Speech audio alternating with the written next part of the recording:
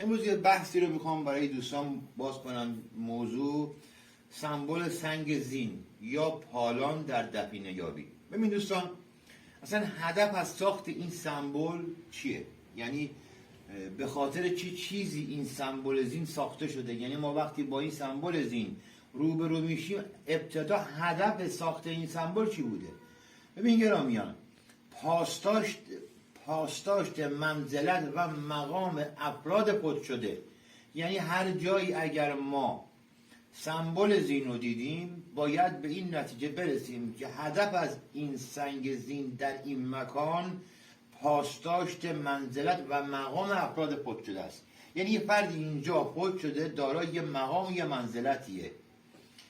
خب حالا برای چه کسانی ساخته می شده این سمبل سنگ زین؟ برای چه کسانی ساخته می شده؟ یک، افراد صاحب منصب نظامی، کسایی که صاحب منصب بودن تو نظامی، حالا وزیر جنگ بودن یا فرماندهان بودن یا سرداران بودن یا افراد درباری بودن و یا چاپارها، افرادی که پیک بودن، یعنی نامه ها رو از یک مکان به یک مکان دیگه می بردن. پس سمبل سنگ زین ما برای این افراد ساخته می شد. یعنی هر جا شما رویت کردی سنگ زین رو، باید متوجه بشی که این فردی که اینجاست مقبره یا فرمانده است یا سرداران جنگیه یا افراد درباریه و یا چاپارها هستن.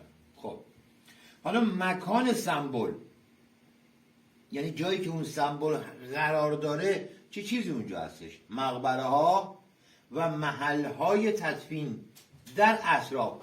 یعنی هر زمانی شما سمبل سنگ زین رو در هر مکانی رویت کردی، باید در اطراف و نزدیکی اون مقبره ها و محل های تدفین رو پیدا کنید. یه موضوع دیگه، جهت جغرافیایی داره. یعنی سمبل سنگ زین یه جهت جغرافیایی داره که اگر غیر این باشه اون سنگ زین درست نیست. یعنی شرق و غرب، سمبل سنگ زین باید در جهت شرق و غرب باشه. به خاطر چی؟ به خاطر طلوع و غروب خورشید، تا از تقدس ویژه‌ای برخوردار شود. یعنی اون موقع ایمان داشتن، اعتقاد داشتن به خورشید، میترائیست بودن، میتراپرست بودن، حالا و خورشید رو مقدس میدونستن که طلوع و غروب خورشید بر روی این سنگ سمبل، بر روی سنگ این زین، یه تقدس ویژه‌ای رو به این سنگ بده. خب مکان تدفین، حالا ما اینا همه رو توضیح دادیم، گفتیم یه مقبره هم داریم تو این محل. حالا مکان تدفین، مکان این مقبره کجا باید پیدا بشه؟ سمت راست سمبل. یعنی شما هر جایی سمبل سنگ زین یا پالان رو دیدین، در جهت سمت راست اون سمبل شما تدفین دارید. در کوپایه ها و دامنه صخره‌ای بعضا روبروی سمبل است، بعضا، خیلی به ندرت اتفاق میفته.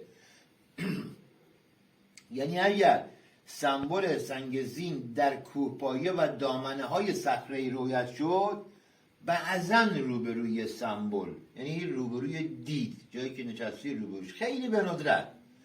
در نقاط تپه‌ای اگر رویت بشه سنگ زین ما، محل تدفین یک تپه باستانی است و مقبره از نوع گورتپه می باشد که شباهتی با مقبره های تومولوسی دارد.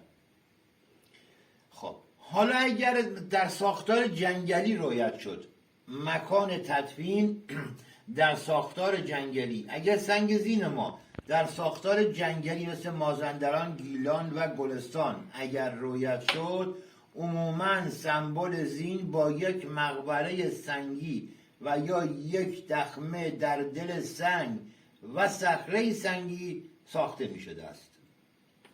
خب موضوع خیلی مهم دیگه، حالا ما چطور تشخیص بدیم که مقبره ما گوره تپه یا اون تل یا اون تپه ما که ما داریم میگیم در سمت راست قرار داره؟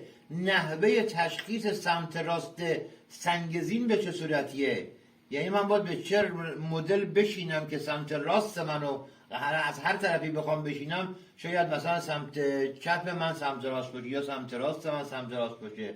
خب حالا نحوه نشستن و یا جهت نشستن روی سمبل زین به این گونه است که قسمتی که برآمدگی و برجستگی بزرگتر و بیشتری دارد باید پشت فرد قرار گیرد، که من این یه عکسش هم اینجا کشیدم اگر دقت کنید.